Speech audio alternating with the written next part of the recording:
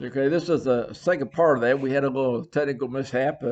Actually, I had a mishap. My note, I'm in a barn here, and the wind came and blew my note off a page here, so and I had to go get it. And so this is a continuation of the study on lesson 11, now 2 Kings, but it's talking about the Shunammite woman here. And Elijah told her, that said, for the Lord has shown me there's going to be a famine, and it's going to be in this land for 7 years. And so she goes. But she's come back now in 2 Kings 8 verse 4. The king talked to Gehazi, the servant of Elijah, and says, tell me what great things Elijah's done. And I almost see this kind of sitting back, says, just kind of tell me what your master's done, some things you've seen. And so he starts telling about this woman, about what happened here, and that is that this woman, Elijah had restored her son's life back to her. And as he's telling about this, here, lo, behold, here comes the woman. And in fact, Gehazi says, here's the woman, in fact. And so the king gives her back her land. Okay, just a little story there about, again, the providence and working of God here during this time period. Well, as you go through this here, now Syria up there is north of Israel. Their capital is Damascus. And so Elijah then goes up to Damascus. Ben-Hadad is the king of Damascus during this time period, and he's sick. And so he finds out Elijah's there. And so he sends a messenger. He sends, in fact, one of his generals, Hazael, and with a question. And that is, I want you to ask this prophet of God about my illness, about what's going to happen to me. Shall recover from my illness. In verse 8 there, 2 Kings 8, verse 8, shall recover from this disease. So Hazael goes and basically he says, he finds Elijah and he says, your son Ben-Hadad, king of Syria, sent me to you saying, shall I recover from this disease? So he goes and says exactly what the king has told him to ask. At that point, Elijah looks at Hazael and he says, go say to him, in verse 10, go say to him, ye shall certainly recover. However, the Lord has shown me that he will really die. Now, again, one of those head-scratching type moments here, we think, he has a sickness. He's okay. He's going to be okay with that sickness. But he's still going to get to die. And you think, what in the world? What does it mean by that?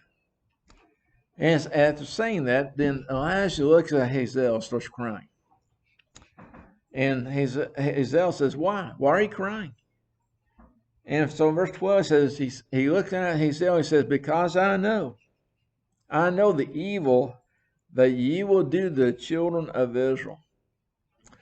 The strongholds you will set on fire, and their young men you will kill the sword, and you will dash their children and rip open their women's children or child. And so they just talk about this, and Hazael looks at him and says, what are you talking about? I'm just a lowly servant of my king. Well, he goes back. And he tells Ben-Hadad, he said, the prophet says that you're okay. You're not going to die from the sickness. But verse 15 explains and said what happens here. Verse 15 says, but it happened the next day that he, talking about Hazael, he took a thick cloth and dipped it in water and spread over to his face, talking about Ben-Hadad, the king. He spread this over his face so that he died and Hazael reigned in his place. So you have, in essence, a coup. You have an overthrow. You have an assassination. And you have to wonder, would Hazael have done that if the prophet of God had not told him that he was going to be the next ruler, in essence? So we have then the death of Ben-Hadad, and you have Hazael now be king of Syria. As you go on, we find now that's all in northern Israel. That's during the days of Jehoram in northern Israel. Now, in verse 16, it kind of shifts gears a little bit to tell us that Jehoram, the 5th year of Jehoram, the son of Ahab, king of Israel, Jehoshaphat having been the king of Judah, Jehoram, the son of Jehoshaphat, begins to reign as king of Judah. So now for a time period, we're going to have two men with the same name, but one is really in northern Israel, the other one's really in Judah. And when talking about the king of Judah, it says he reigned 8 years in Jerusalem. In verse 18, he walked in the ways of the kings of Israel, just as the house of Ahab had done. For the daughter of Ahab was his wife, and did evil in the sight of the Lord. Now, He's talking about the daughter of Ahab and Jezebel is now the wife of Jehoshaphat's son, Jehoram. They were Baal worshippers. And so that kind of relates to us as far as that his reign was an evil reign. He was not a good king because of the influence, again, of these ungodly people. And that was his wife, and especially in this passage right here. As we go on in our passage, we see that two rebellions occurred. Now we're focusing on Judah. In the last part of chapter 8, focusing on Judah. And you find in verse 20, Edom. And Edom is southeast of Judah. So they rebel. They revolt against Judah. And also Libnah, which is another city, revolts at that time. So Judah's losing control of their grasp of this region. In essence, they're weakening. And then Jehoram, we find that upon his death, now this is the Jehoram, it says, Ahaziah, the son of Jehoram, king of Judah, becomes king, and he reigns 1 year in Jerusalem.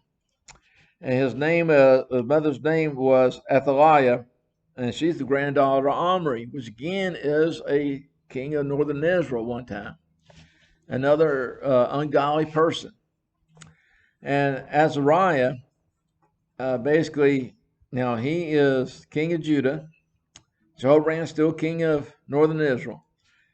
And so in verse 28, Azariah said he went with Jehoram the son of Ahab to war against Hazael, king of Syria at Ramoth Gilead. And it goes on down, and we find that Azariah the son of Jehoram, king of Judah, went down to see Jehoram the son of Ahab and Jezreel because he was sick. In other words, they're joined together, seems like they have a lot in common. And so that's kind of where we end at chapter 8. Now, chapter 9, we're going to have a big change is coming in northern Israel. But that just kind of gets us to this point right here. Now, there's a lot of lessons, again, you can learn from this. One of the main ones I already stressed, and that is that when we have to see things through the eyes of faith. That what we're seeing all the way through this here is that there's a lot of evil things going on, but God is still in control. God is still working during this time period. And we have to remember the same thing today. We may look around and think about how bad things are. Remember that God still is reigning in heaven. And we can learn from that.